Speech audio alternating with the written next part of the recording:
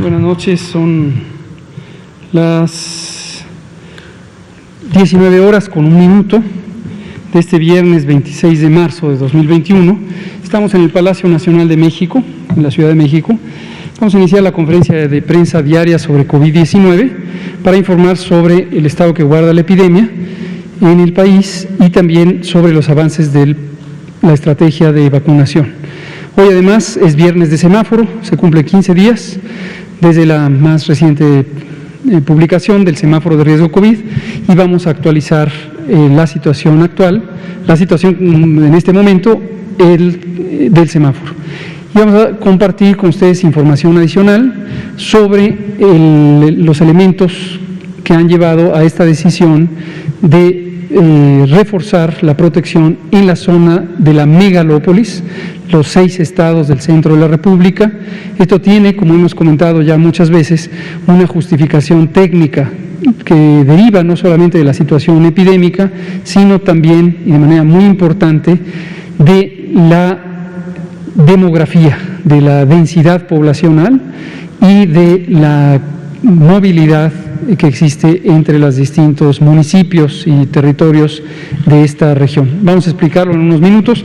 Le pido primero al doctor Ruy López Ridaura, director general del Centro Nacional de Programas Preventivos y Control de Enfermedades, CENAPRESE, si puede presentar el primer segmento. Doctor, por favor.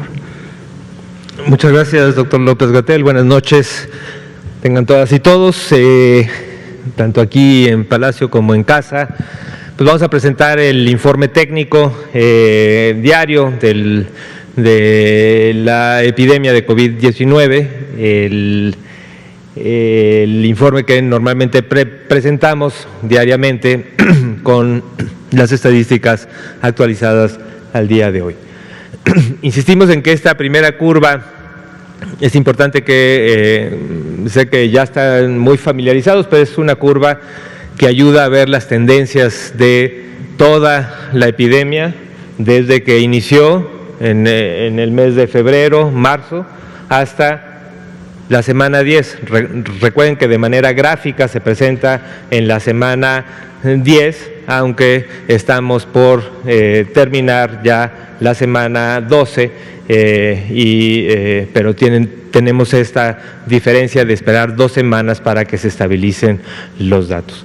Pero aún en esta semana, de la 10 contra la 9, tenemos todavía, hoy viernes, una reducción de menos 25%, una diferencia que refleja la tendencia que más o menos desde la semana 2, 3 de este año hemos venido presentando consistentemente hasta tener un nivel ya por debajo de lo que en su momento fue el nivel más bajo de incidencia entre lo que fue la primera ola o el primer brote que empezó a bajar, se quedó en esta meseta intermedia y ya en estos días, en esta semana ya llegamos a un nivel inferior de lo que llegamos en su momento en la semana 38-39. En la otra gráfica, en el otro color, que refleja este 9% de reducción, es también una gráfica prácticamente en espejo, que es el número de pacientes estimados recuperados. Y recuerden que es una estimación con base en aquellos pacientes que tienen más de 14 días de haber iniciado los síntomas. Tenemos también esta estadística que es muy importante. Actualmente es solamente el 1% del total de los casos de toda la epidemia, es decir, 35.633, los podemos considerar como casos activos estimados. Y recuerden que cuando hablamos de casos en esta gráfica, casos estimados, estamos hablando de todos aquellos casos que fueron confirmados, más un porcentaje de los casos que por alguna razón no tuvieron muestra o no tuvieron resultado de la muestra que tuvieron, pero con base en la positividad de esa semana se puede calcular un porcentaje adicional que es precisamente lo que refleja esta curva. Y también para comparación, cada vez esta brecha se está haciendo más grande porque tenemos un programa activo de vacunación. Lo que estamos reflejando aquí es el total de personas que ya cumplieron sus 2 dosis o tienen esquemas completos. Hasta ahora todas las vacunas que se han aplicado son de 2 aplicaciones, son de 2 dosis, y por lo tanto este número 811.884 representa el total de personas que ya recibieron un esquema completo. Y por último tenemos aquí las estimaciones hasta el día de hoy, tanto de los casos estimados, un poco más de 2.400.000, tenemos las personas recuperadas y al día de hoy tenemos la confirmación de 200.862 defunciones. La siguiente, por favor. Esta curva la presentamos una vez a la semana, los viernes, y lo que refleja es la positividad. Recuerden que antes la presentábamos diario, esto no se modifica todos los días y ahora lo presentamos una vez a la semana y también está ido bajando, ¿no? El porcentaje de positividad es del total de los pacientes que tuvieron un cuadro sospechoso y por lo tanto entraron al sistema de vigilancia y les tomaron una muestra. ¿Qué porcentaje de esos individuos que les tomaron una muestra, que son la gran mayoría? Recuerden que tenemos un sistema que ha tenido muestras en más del 80, del 90% de los casos sospechosos que se encuentran en los diferentes niveles de atención, y tenemos ahora una positividad en la semana del 24%, cuando en algún momento, en los momentos, superamos el 50% y casi el 55%. Esta es la positividad, y tenemos también en esta comparación de la semana 10 con la 9, también seguimos en un pequeño descenso de 1 punto porcentual, no es muy importante y es posible que se estabilice. Y también tenemos las estadísticas de todas las personas que han incluido o que se han ingresado en este sistema de vigilancia. En total son un poco más de 6 millones, de personas que han notificado, que han acudido, tienen síntomas, han acudido a un servicio de atención y se han incorporado en este estudio epidemiológico para cuantificarlo como un caso sospechoso, y de los cuales algunos se les tomaron muestra. Tenemos 2.219.845 que resultaron confirmados y el resto que se le tomó muestra pero que resultó negativo, y que es precisamente de donde viene este porcentaje de positividad. Y también presentamos una vez a la semana, en la siguiente por favor, esta tendencia de la tasa de letalidad. Recuerden que la tasa de letalidad, a diferencia de la tasa de mortalidad, la tasa de letalidad lo que está reflejando es que del porcentaje de personas confirmadas con infección por virus SARS-CoV-2, qué porcentaje de ellos falleció. Tenemos la letalidad a la semana 10 es del 7%, en algún momento llegamos a tener esa estimación de letalidad casi en el 18% y ha ido bajando, todavía sigue bajando, digamos que se ha mantenido. Ahora recuerden, y esto es muy importante porque también hemos visto esta insistencia en tratar de comparar esta estadística de letalidad entre diferentes países que tienen totalmente diferentes formas de muestreo, y eso es muy complicado. No son comparables. En general, es muy difícil el poder comparar un sistema contra otro sistema que estén realizando pruebas diferentes a diferentes personas. En general, en México, como se dijo desde un inicio, tenemos un sistema que a todos los casos graves se les toman muestras y en los casos leves se les toma una proporción. Entonces, por lo tanto, este muestreo, el muestreo de infección activa por virus SARS-CoV-2, sí tiene un cierto sesgo hasta casos más graves, y por lo tanto es posible que esta estimación esté sobreestimada, que si hubiéramos muestreado a otras personas con casos leves, o a las personas que ni siquiera acudieron a un centro de salud porque tenían casos muy leves. Y mucho más en aquellos sistemas donde también se han incluido casos asintomáticos. Entonces, por eso la variabilidad es muy importante, pero lo que sí es importante es, ante un sistema que de manera consistente se ha tomado la muestra, ver cómo se modifica esto en el tiempo. Eso sí es comparable lo que estamos viendo ahora con lo que vimos hace 2 o 3 meses. Eso sí es comparable porque no se ha modificado en una magnitud importante el sistema de muestreo. La siguiente, por favor.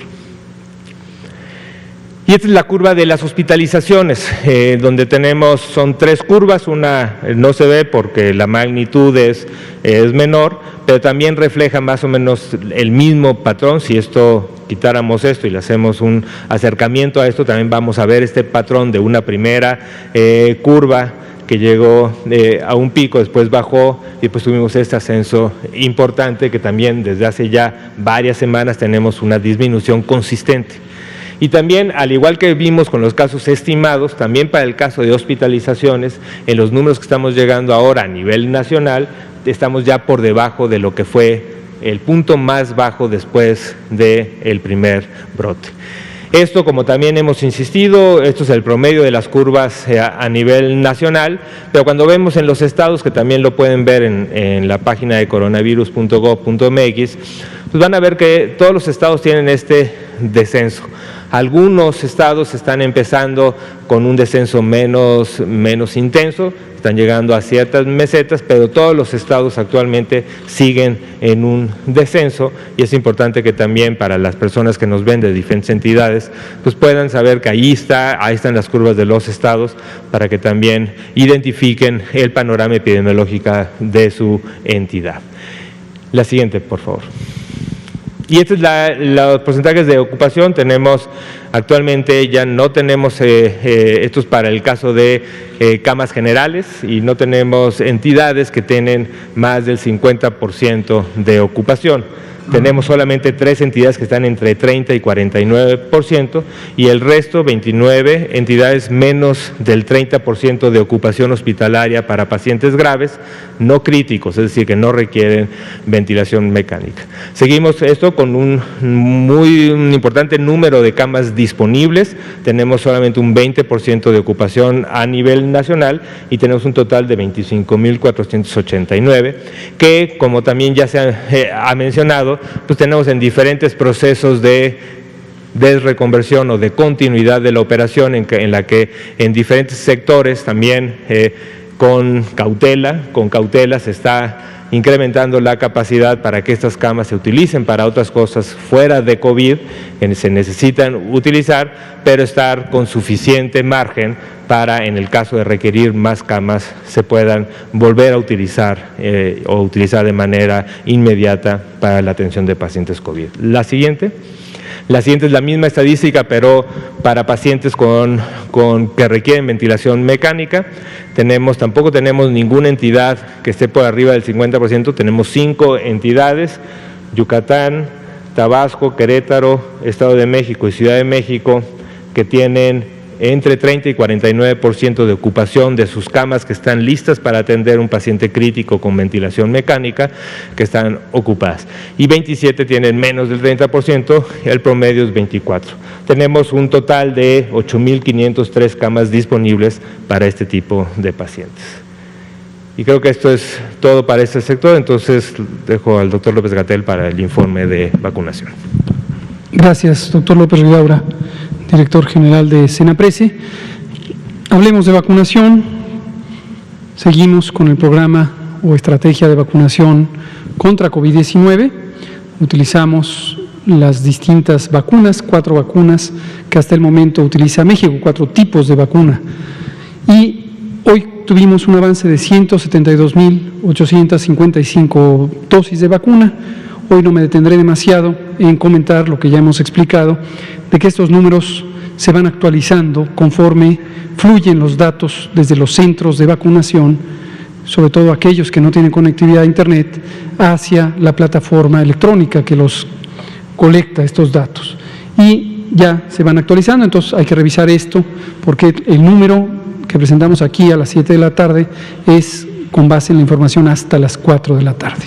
Pero lo interesante es que hemos mantenido un ritmo de vacunación que ha estado en general fluctuando entre 130.000 hasta 250.000 aproximadamente en todo este periodo de los últimos 10 o 12 días. También hemos comentado que conforme van llegando los embarques se pueden programar distintas mecánicas de vacunación. Cuando decimos mecánicas nos referimos a ritmos de trabajo, modalidades de trabajo. Y como explicaremos al hablar de la megalópolis, también esto lo que nos permite es contemplar la protección específica de distintos tipos de población. Pensemos, por ejemplo, en la población rural dispersa, los pequeños poblados que tienen menos de 2.500 habitantes, que se encuentran distantes unos de otros. Luego pensemos también en pequeños asentamientos urbanos de 2.500 a 15.000 personas, algunas ciudades y finalmente las grandes ciudades, las metrópolis, como son la Ciudad de México, Guadalajara, Jalisco, Monterrey, Nuevo León, Tijuana, etcétera. Vamos a hablar de ello. La siguiente. En forma acumulativa tenemos casi 6,5 millones de personas que han recibido ya la vacuna en su primera dosis, varios de ellos en su segunda dosis, conforme toca a los calendarios. Es muy importante recordar que cuando ya existe una primera dosis, ya se logra la mayor proporción de protección. Los esquemas de 2 dosis implican que en la primera dosis se logra prácticamente un 80%, a veces 90% de la eficacia, es decir, de la capacidad protectora de la vacuna, y la segunda dosis tiene 2 propósitos fundamentales: aumentar un poco más ese 15 o 10% de la eficacia para llegar a la eficacia total que se puede alcanzar, y lo segundo es lograr que pudiera ser más duradera la protección. En general esto pasa con las vacunas que tienen más de una dosis. La segunda dosis, que técnicamente le llamamos dosis de reforzamiento, lo que hace es eso, aumentar la protección y hacer que sea más duradera la protección. En este caso, recordar que para COVID-19 no existe todavía evidencia científica contundente, precisa, constante o consistente de cuál es la duración en semanas, en meses, ojalá que en años, de la inmunidad que se produce, ya sea por vacunación o ya sea por enfermedad. Quienes hemos padecido COVID-19 aspiramos a que la propia enfermedad nos ha protegido una vez que hemos sobrepasado la fase aguda y que eso tendrá cierta duración.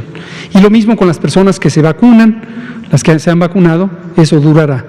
La segunda dosis tiene principalmente ese efecto. Pero, insisto, en la primera dosis ya se logra 85-90% de la protección. Y esto es importante también cuando lo vemos a nivel poblacional, porque ahorita tenemos 6,5 millones de personas ya protegidas en 85-90% de la capacidad, 6,5 millones. Ayer que hablábamos de uno de los aspectos más lamentables de una epidemia, de un fenómeno global como este, causado por una partícula biológica que emerge mayormente en la vida silvestre, como es el virus SARS-CoV-2, y coincidíamos en lamentar la pérdida de vidas y la tristeza que produce a las familias que han perdido a un ser querido, a quienes conocemos a esas familias, a nuestros amigos, etcétera. Y todos, estoy seguro, todos y todas conocemos al menos a una persona, seguramente a muchas personas que eran conocidos, amigos, vecinos, parientes y que han perdido la vida por COVID-19. Y nos lamentábamos al respecto y, como decíamos ayer, es importantísimo siempre honrar con respeto y cariño la memoria de estas personas. Ahora, si consideramos la inevitable existencia de las epidemias, que es lo que decíamos ayer a propósito de la pregunta de Juan, las epidemias son hasta cierto punto inevitables. Entonces, considerar que lo deseable es que no existieran y que hubiera 0 casos, 0 pérdidas de vida, 0 defunciones. Es lo que deseamos, estoy seguro, todas y todos en el planeta. Pero también hay que tener conciencia de la realidad. Así como existen fenómenos naturales, huracanes, terremotos, inundaciones, que pueden causar daño a la población y que son hasta cierto punto inevitables, también lo son las epidemias. Entonces ocurren los fenómenos y en múltiples ocasiones hemos explicado, desafortunadamente las pandemias no se pueden quitar de un día para otro y no se puede tampoco, es técnicamente imposible con los recursos que la humanidad tiene en este momento, cuando se tiene la epidemia, extinguirla inmediatamente. La prueba está en lo que le ha ocurrido a todos los países del mundo. Los países, por ejemplo, europeos, que han tenido el mayor desarrollo en sistemas de salud, no han podido parar la epidemia. Ahora mismo están en las terceras y cuartas olas. Entonces, ¿por qué lo decimos? Porque es muy importante, ayer no terminamos de comentarlo a propósito de la pregunta que nos hacía Juan Hernández. ¿Cuánto es lo deseable? 0. ¿Cuánto es lo esperable en términos científicos? Varias decenas, a veces centenas de miles de personas que desafortunadamente pierdan la vida. Y es el caso de lo que nos ocupa. Ahora, si lo vemos en perspectiva, con un fundamento técnico, podemos ver también cómo la introducción de una vacuna cambia sustancialmente la capacidad de tener un control epidémico. Porque cada una de estas personas que ha sido vacunada es potencialmente una vida salvada.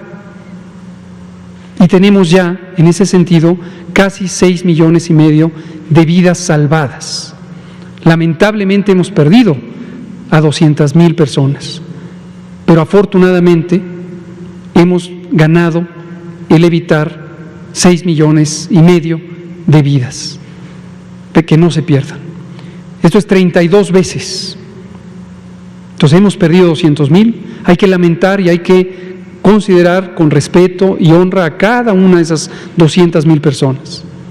Pero también hay que tener conciencia que hoy estamos salvando 6,500,000 o 487,000 personas, 32 veces más. Y en la medida en que avance el programa de vacunación, estaremos teniendo múltiplos mucho más grandes, 100 veces más, 300 veces más la cantidad de muertes. No solamente porque estaremos protegiendo directamente a las personas, sino porque el objetivo del programa de vacunación, el objetivo central, es reducir la mortalidad. Y como hemos dicho, de acuerdo con la recomendación de nuestro grupo técnico asesor, cuando logremos 20% de cobertura a nivel de la población, a expensas de las personas adultas mayores, habremos reducido 80% de la mortalidad. Eso es algo importante a considerar. La siguiente, por favor. El desglose por las distintas poblaciones: personal de salud, personal educativo, solo en Campeche, ya comentamos, por el momento no vamos a desplazarnos a otras entidades federativas por las razones que hoy comentaremos a detalle, que han sido ya expuestas, y 4,793,981 personas adultas mayores ya tienen la primera dosis, ya tienen 80-90% de la protección, y 180,102 ya tienen el extra, que va a ayudar a que tengan mayor duración de la inmunidad. Eso representa 4% de las personas adultas mayores del país. La siguiente, por favor.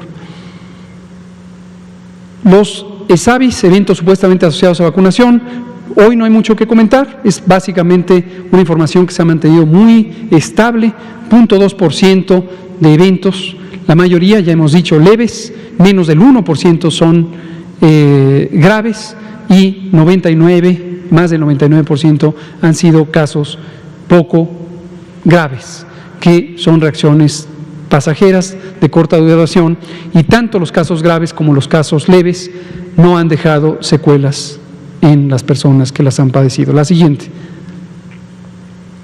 El desglose, no me detengo en este detalle, no ha cambiado, dado que no hemos tenido nuevos embarques, excepto el que ayer recibimos de Sinovac, que es el más reciente, 1 millón de dosis que fueron recibidas ayer. La siguiente.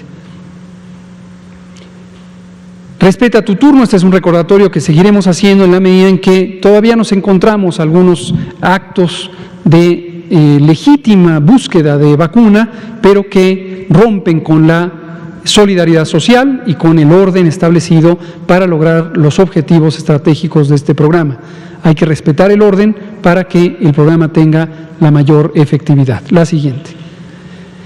Recordatorio relativo a la Semana Santa, al periodo vacacional, Semana Santa, Semana Mayor, múltiples denominaciones. Lo importante es que generalmente es un periodo de receso en la vida pública, laboral mayormente, escolar cuando están abiertas las escuelas, que no es el caso ahorita, y que lleva a las personas a salir. Si las personas salen, ya hemos comentado, presentamos el decálogo, son recomendaciones simples. La idea es que las personas las tengan en mente y las practiquen en cada espacio en donde se muevan. La idea básica de esas 10 recomendaciones son las medidas generales de protección, la sana distancia individual, el uso de cubrebocas, el lavado de manos y el procurar, en lo posible, tener una movilidad restringida y encuentros con las personas con las que normalmente convivimos, que habitualmente son las familias más cercanas, el núcleo familiar. No reunirse entre varias familias porque eso contribuye a una propagación mayor. Decimos que esta ola no provoque la tercera ola, que es el centro de la preocupación de lo que podría ocurrirle a México y otros países en la medida en que se presentan estos ciclos epidémicos con subidas y bajadas, como ocurre ahorita en la mayoría de los países de Europa, en una proporción muy grande de los países de América Latina. La siguiente. Semáforo. El semáforo nos sigue dando esperanza en la medida en que va progresando la reducción de la epidemia. No por ello confiarse. Vamos a hacer algunos señalamientos. Vemos que han aparecido ya 7, me voy a ir de verde a rojo, 7 entidades que pasan a verde o que están en verde. Ya lo estaban Campeche y Chiapas, ya no lo está Sonora. Hemos hecho notar este fenómeno, a veces una entidad que ya estaba en verde cambia la dinámica de la epidemia de una quincena a otra y se regresa a amarillo. Eso le pasó a Campeche, eso le pasó a Chiapas. No hay que desanimarse, es posible que si continúan los esfuerzos en Sonora se logre recuperar el color verde. Estados poblados, muy poblados, como Veracruz, primera vez que pasan a verde, Tamaulipas pasa a verde, Coahuila pasa a verde, Nayarit y Jalisco pasan a verde. 7 entidades federativas en verde. Importante aquí además el caso de Jalisco porque tiene la segunda ciudad más poblada y entonces el conjunto de la entidad federativa está en color verde, pero hay que tener cuidado con la zona más poblada, por lo que comentaremos enseguida. Comentario específico sobre el Estado de México. El lineamiento técnico del semáforo desde hace meses contempla la circunstancia en que la autoridad sanitaria de una entidad federativa, que es la persona titular de su gobierno, en este caso el gobernador Alfredo del Mazo y su equipo de trabajo, tomen la decisión de no avanzar tan rápidamente con respecto al semáforo. Recordar que el semáforo es un elemento de evaluación de riesgo, de estimación de riesgo y por el otro lado un elemento de comunicación de ese riesgo a la población. Nos ha comunicado muy oportunamente y por el canal apropiado el Gobierno del Estado de México que permanecerá en naranja y que esto contribuirá sin duda para que durante las semanas de asueto haya una mejor capacidad de controlar o mantener controlada la epidemia. Pero en general sus indicadores van por muy buen avance y simplemente hay que ir al ritmo que se requiera para que las y los mexiquenses también estén protegidos, igual que el resto de los y las mexicanos. 18 entidades están en amarillo, 7 están en naranja y 0 en rojo ya desde hace más de un mes y medio. La siguiente. Este semáforo, es vigente del 29 de, si lo pone por favor, regrésese tantito, del 29 de marzo al 11 de abril. 29 de marzo al 11 de abril. La siguiente, por favor. Ahora vamos a explicar brevemente esta idea de la megalópolis y por qué razón hemos cambiado la táctica, no la estrategia. Todavía sigo viendo medios de comunicación que hablan de cambios en la estrategia. La estrategia no ha cambiado, la estrategia es la planeación de larga duración. Y es lo que se presentó el 8 de diciembre, es la Estrategia Nacional de Vacunación. La estrategia se compone de distintas intervenciones por periodos más cortos y esos son elementos tácticos. Estamos cambiando de táctica en vez de avanzar con la vacunación en personal educativo para intentar abrir escuelas de manera cercana. Hemos decidido que vamos a concentrar esfuerzos en proteger de una posible tercera ola, a pesar de que, como acaba de mostrar el doctor López Ridaura, hemos continuado con la reducción de los índices epidémicos. Entonces, preventivamente queremos concentrar esfuerzos por si llegara una tercera ola o para evitar que llegara la tercera ola. Desde luego, y también lo enfatizo para que nadie quiera distorsionar esta información, en ningún caso, en ningún país existe garantía de que no se va a presentar la tercera ola, a pesar de que se hagan los esfuerzos necesarios. Que quede muy claro esta idea, porque no queremos ver después una distorsión nueva de la información hablando de que hubo la tercera ola. Aquí están las medidas preventivas para evitar la tercera ola, pero no existe en el mundo entero garantía de que no se presente. Densidad poblacional. La densidad poblacional es un índice razonablemente conocido en múltiples disciplinas que identifica cuántas personas viven con respecto al territorio. Casi una medida generalmente es el número de habitantes por kilómetro cuadrado. Obviamente, entre más habitantes hay por kilómetro cuadrado, hay mayor densidad. Estamos más juntos, más apretados, las casas están más próximas unas a otras, las personas que salen al espacio público, el transporte, las plazas públicas, los empleos, son más para espacios del mismo tamaño. Esta característica para la propagación de enfermedades infecciosas produce una situación muy importante que se llama la inercia poblacional de transmisión. La inercia poblacional de transmisión es la capacidad de que se mantenga la epidemia a pesar de que se reduzcan los mecanismos de transmisión. ¿Por qué razón? Porque hay más personas concentradas y es más fácil la propagación. Entonces, es muy importante, lo hemos considerado para todos los esfuerzos de control de la epidemia desde el año pasado, antes de que empezara la epidemia, tener presente que hay zonas dispersas. Vean ustedes aquí, el color blanco son las zonas más dispersas, son las zonas rurales, y el color azul oscuro son las zonas más densas. ¿Cuál es la zona más densa de todo el país? La metrópolis del Valle de México. Y en general, el resto de las 6 entidades federativas que componen la megalópolis. Megalópolis es un concepto que está en muchas disciplinas, sobre todo en las de control ambiental. Se definió que existe una zona donde múltiples personas tienen relaciones económicas, a veces familiares, una gran movilidad. Y es esta región. La siguiente, por favor.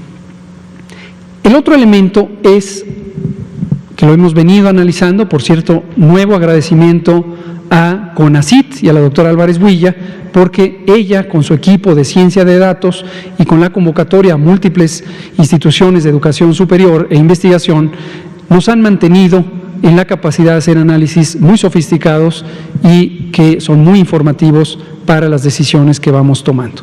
Y este es uno de los análisis que es muy importante para nosotros. Me parece que aquí hay una animación, no sé si se conservó en la diapositiva.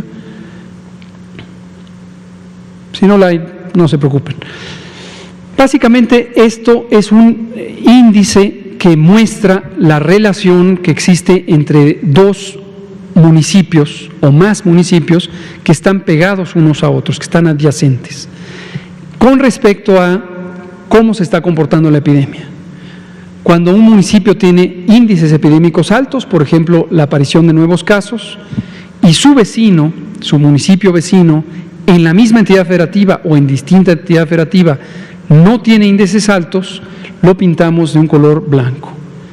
Pero cuando el municipio tiene índices altos y su vecino también tiene índices altos, tienen el mismo color morado en este caso. ¿Por qué nos interesa tener esto? Para ver la sincronía, es decir, cómo se comportan de manera semejante en el tiempo dos municipios, porque eso configura una región a la que hay que abordar simultáneamente. Voy a poner un ejemplo muy concreto y muy ilustrativo en las siguientes diapositivas para que lo reconozcan en el caso del Valle de México. La siguiente. Ahora, este análisis lo hemos llevado a cada región del país y esta es la megalópolis. La megalópolis son estas 6 entidades federativas que componen un mismo zona demográfico, económica, social, ambiental y en este caso epidemiológica. La Ciudad de México, Morelos, el Estado de México, Puebla, Tlaxcala, Hidalgo y Querétaro. Son las 6 entidades a las que nos hemos estado refiriendo cuando hablamos de megalópolis. Y esta es una de las zonas en donde, no solo ahorita, sino a lo largo del tiempo, vemos la mayor cantidad de estos pares de municipios morados.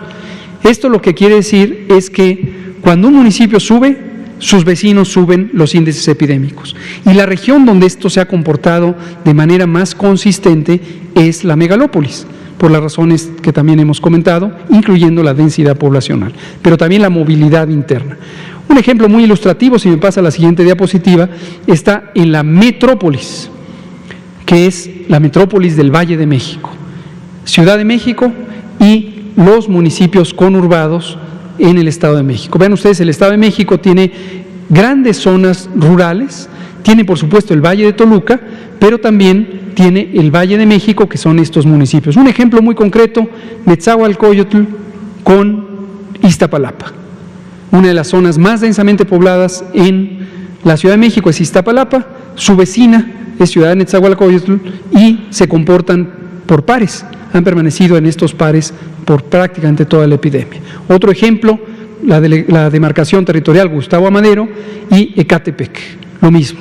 Ambas son altamente densas y ambas se comportan de manera sincrónica. La siguiente, por favor.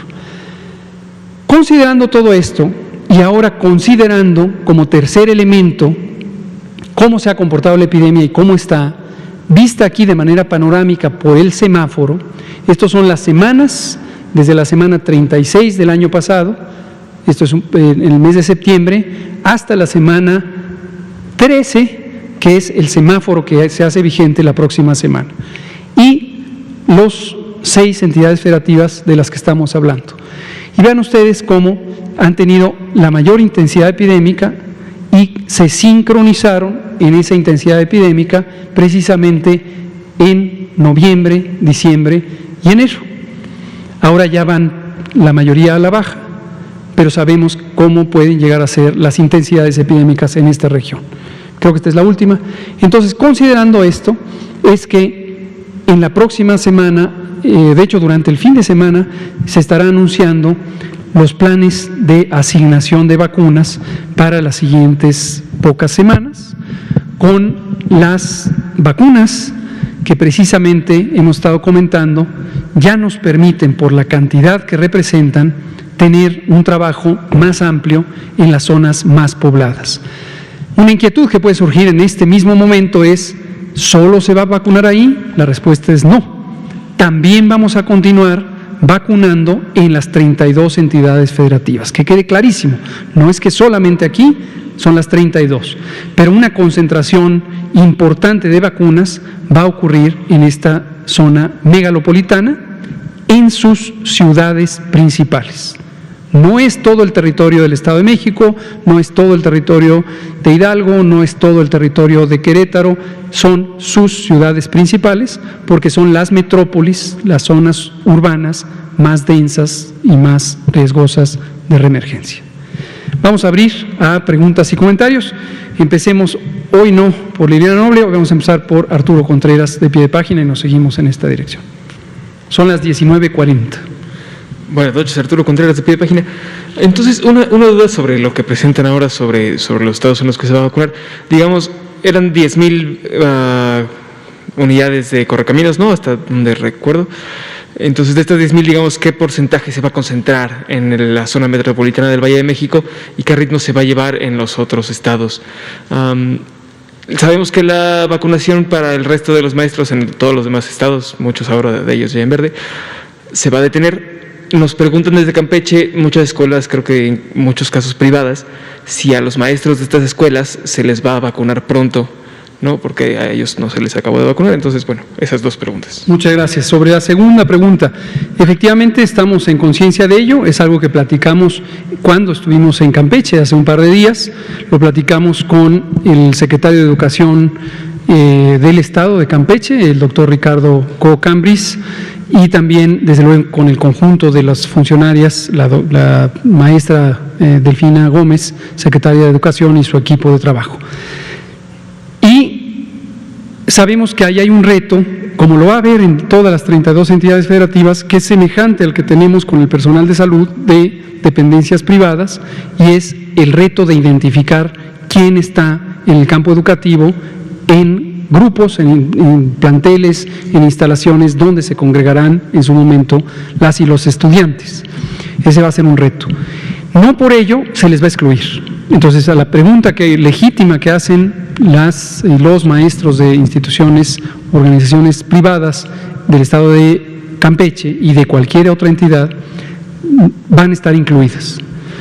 Pero efectivamente, en la medida en que ahorita no vamos a estar avanzando con la vacunación al sector educativo, no necesariamente va a ser inmediato ahorita la vacunación a estas personas. Y la primera pregunta sobre las brigadas correcaminos, no necesitamos concentrarlas, ya en cada zona hemos ido encontrando las distintas modalidades que nos permiten ir más rápido. Y pongo los ejemplos muy virtuosos de la Ciudad de México, donde se han instalado estos macrocentros, por cierto, también con la colaboración de instituciones educativas. En la UAM Xochimilco tenemos uno, en la UNAM, en el campus principal, tenemos otro, y la doctora Sheinbaum ha organizado para que existan las condiciones de poder instalar varios de estos macrocentros. También se han reorganizado las brigadas y el personal de salud específicamente, y desde luego nuestras heroicas Fuerzas Armadas, para en donde se necesita hacer puestos móviles, en donde no se necesita tener puestos fijos, sobre todo estos macrocentros. Y algo semejante estará ocurriendo en las demás entidades federativas. Por favor, adelante. Doctor, buenas noches. Cristian Bautista, de la Gaceta Business Energy Tabasco.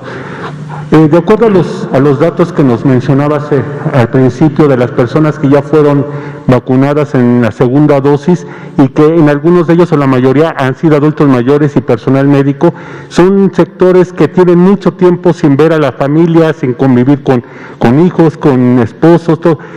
Estas personas ya pueden convivir con ella, pueden regresar a sus hogares, y qué medidas tienen que tomar, nuevas medidas, qué nuevas medidas tienen que tomar, y cuáles son las medidas que tienen que seguir tomando para poder convivir con su familia. Muchas gracias. Esto es importante no perderlo de vista, no olvidarlo. La vacuna no protege inmediatamente. Deben pasar varios días, en promedio 3 semanas, de 3 a 4 semanas, es decir, hasta un mes en promedio, para que la persona quede totalmente protegida. ¿Por qué digo en promedio? Porque entre los seres humanos hay importante variabilidad. Por ejemplo, las personas adultas mayores pueden tardar un poco más en desarrollar la respuesta inmune, las personas que tienen alguna enfermedad crónica pueden tardar más, las personas que viven con VIH y tienen avanzado grado de inmunosupresión pueden tardar más, el uso de ciertos medicamentos inmunosupresores puede retardar también la respuesta inmune. Pero en promedio, 3 a 4 semanas. Durante ese periodo hay que estar conscientes de que, a pesar de haber recibido la vacuna, no estamos o no están quienes ya se vacunaron totalmente protegidos. ¿Qué hay que hacer entonces? Seguir conscientes del riesgo y utilizar las mismas medidas convencionales que estamos usando quienes no hemos sido vacunados. Cubrebocas que protejan nariz y boca, principalmente para evitar que, si nos llegamos a enfermar, vayamos a transmitir la enfermedad. Lavado de manos para evitar la transmisión por fuente directa hacia los ojos, nariz y boca. El estornudo de etiqueta para evitar transmitir en caso de que seamos contagiantes. Mantenernos a sana distancia para el doble propósito de evitar ser contagiados o transmitir el virus hacia otras personas. Y la sana distancia colectiva, evitar acudir a centros de trabajo, de recreación públicos, el propio transporte público, cuando esto es posible, donde existen muchas personas, donde alguna o más pudieran estar contagiadas. Entonces, las precauciones que hemos estado comentando desde el inicio de la epidemia, que se usan en todo el mundo, hay que seguirlas usando, y quien ya fue vacunada o vacunado debe estar consciente que durante prácticamente un mes completo todavía no puede tener la garantía de protección. Gracias. Nuria Fernández, expresate, y luego Juan Hernández. Bueno, hola a todas y a todos, soy Nuria Fernández de La Caracola, y mi pregunta tiene que ver con las brigadas correcaminos sobre todo.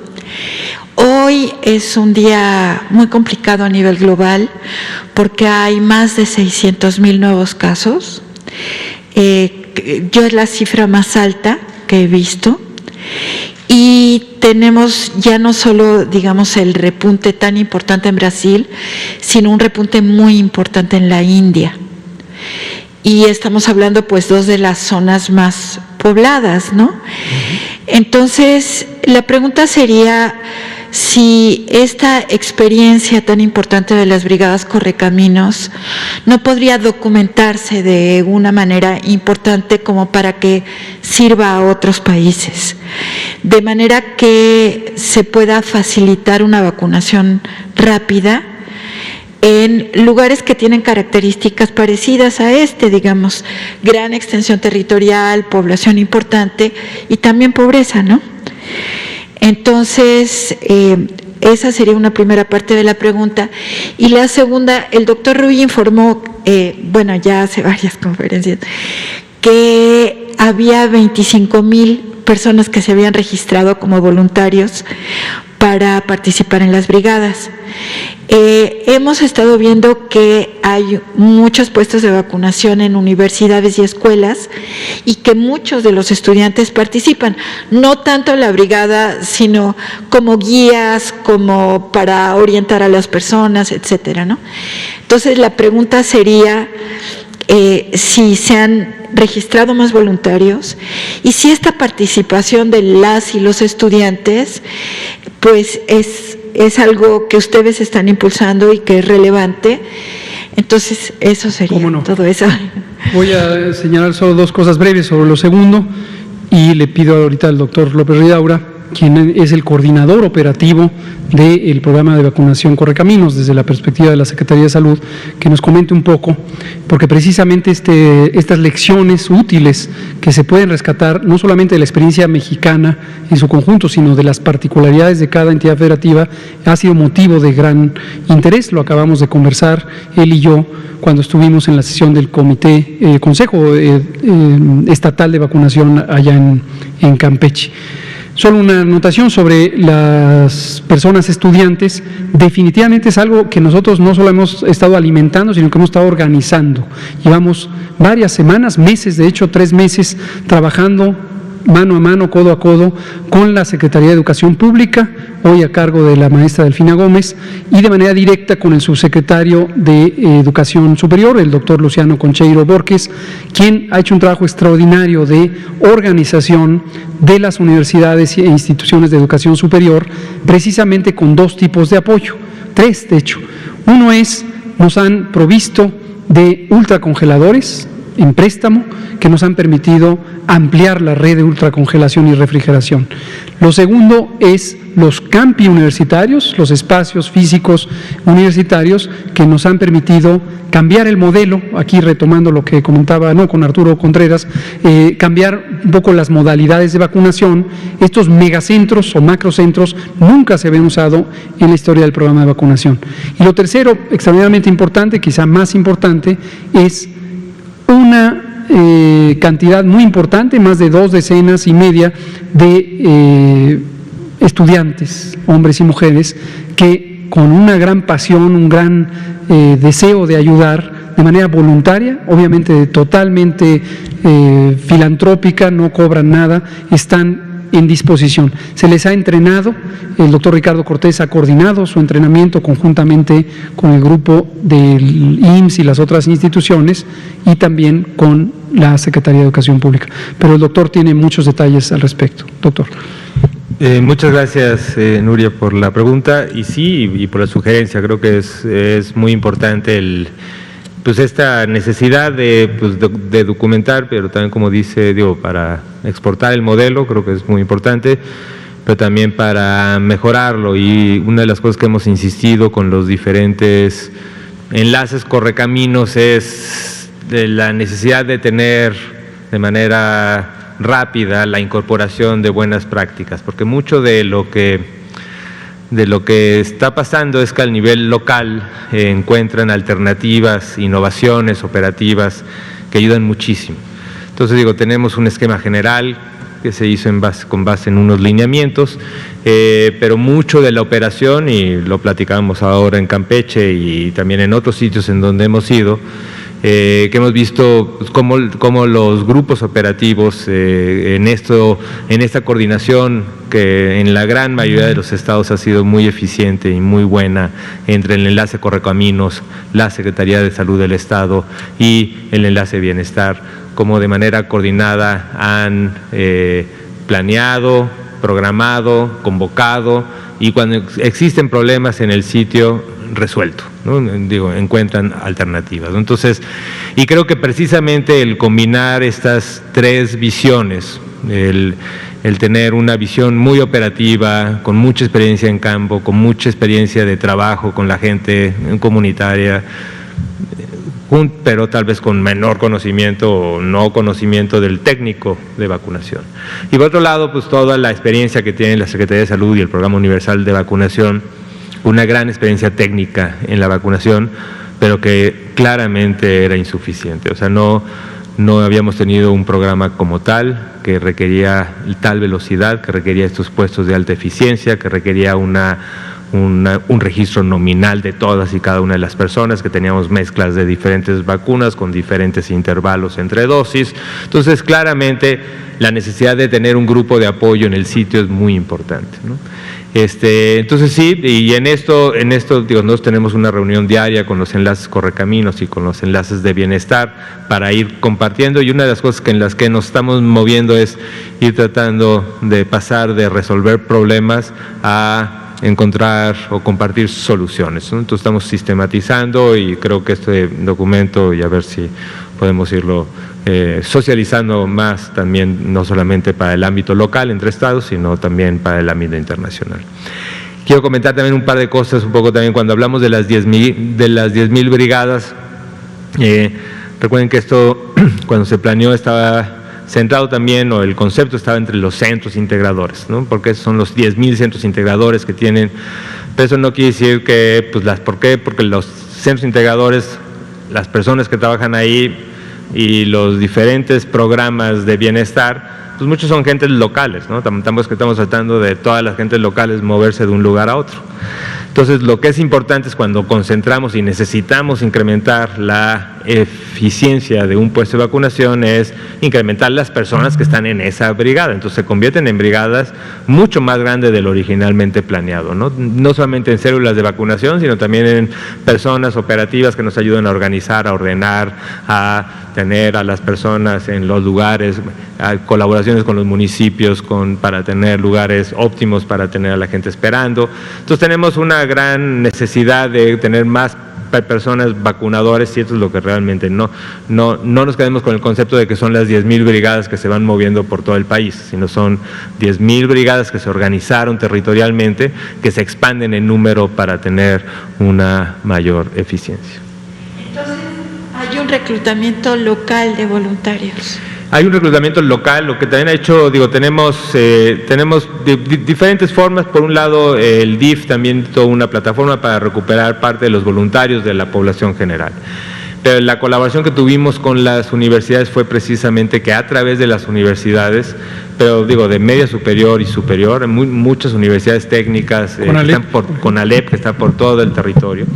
Entonces están muy territorializados el apoyo de los universitarios, están identificados dónde están, y por eso, y tenemos cursos de capacitación. Entonces, de los más de 20,000 que han sido registrados y que van aumentando, tenemos un grupo que ya ha sido capacitado para ser vacunador, cosa que también se necesita, y en muchos de estos, cuando tengamos esta necesidad, que ya es una necesidad de incrementar la velocidad porque están llegando más vacunas, seguramente, y por eso hemos puesto a disposición de los enlaces Correcaminos, pues esta plataforma de decir, aquí hay tantas personas voluntarios, los tenemos registrados de manera nominal, se pueden convocar y se identifican para un sitio específico.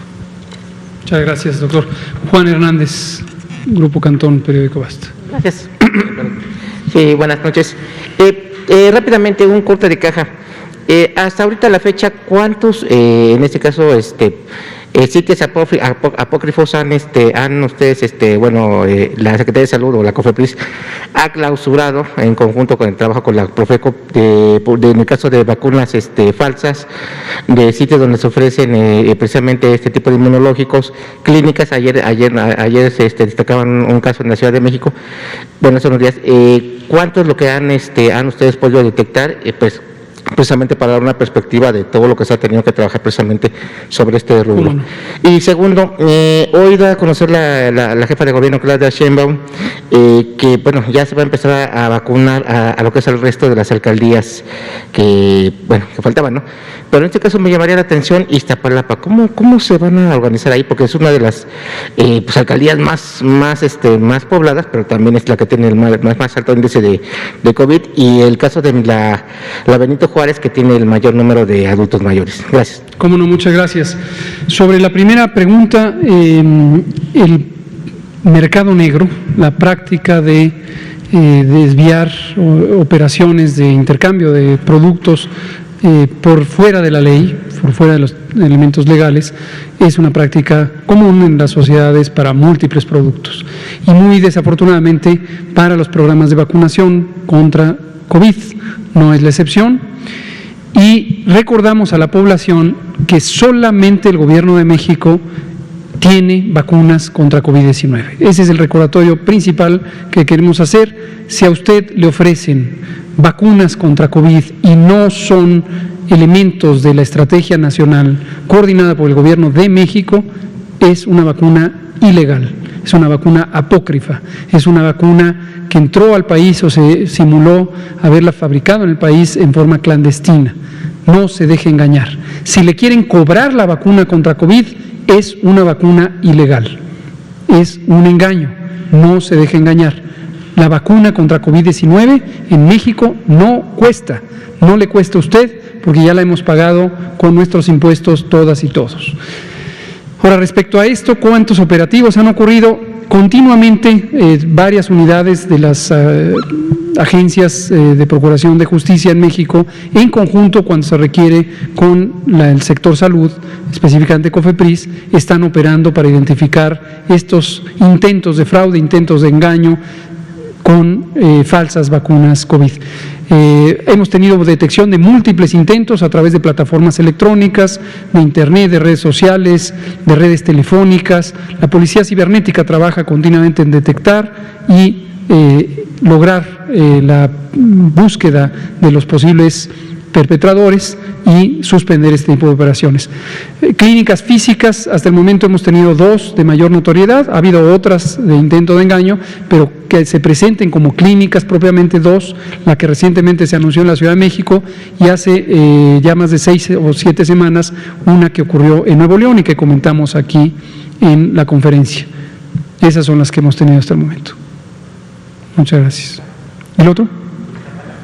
Iztapalapa, y esto le digo al doctor López Ridaura si lo contesta, y nos quedan 2 minutos. Entonces, ahí sí, rápidamente, como lo comentó el doctor López-Gatell al inicio, sí, ahí está esta iniciativa de cubrir estas grandes delegaciones muy pobladas, no solamente el Iztapalapa, la Gustavo Madero, Cuauhtémoc y Benito Juárez, que son las delegaciones que faltan, ¿no? y son muy pobladas. Y el esquema estará anunciándose cuando se programe y se convoque.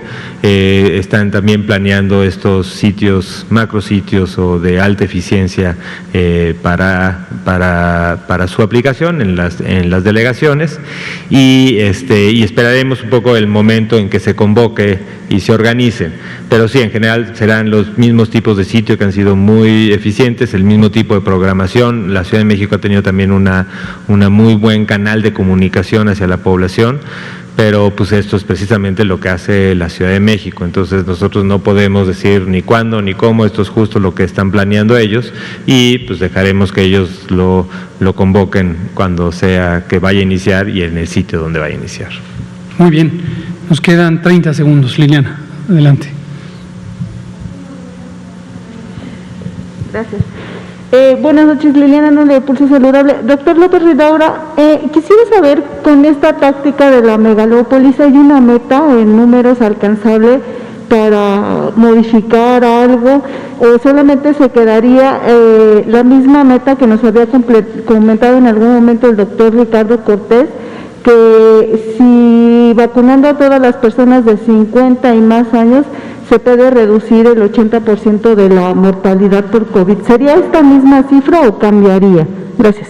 Así digo, cuando hablamos de concentrarnos en la megalópolis, nada más para que quede claro para todos, seguimos en el enfoque de la primera etapa de adultos mayores, 60 años y más, ¿no? Estamos hablando, y la cobertura va a ser para cubrir 60 años y más de toda la República. Nada más estamos ahorita priorizando con una mayor velocidad, pero sin parar lo que está pasando en las otras entidades federativas, pero en los adultos mayores.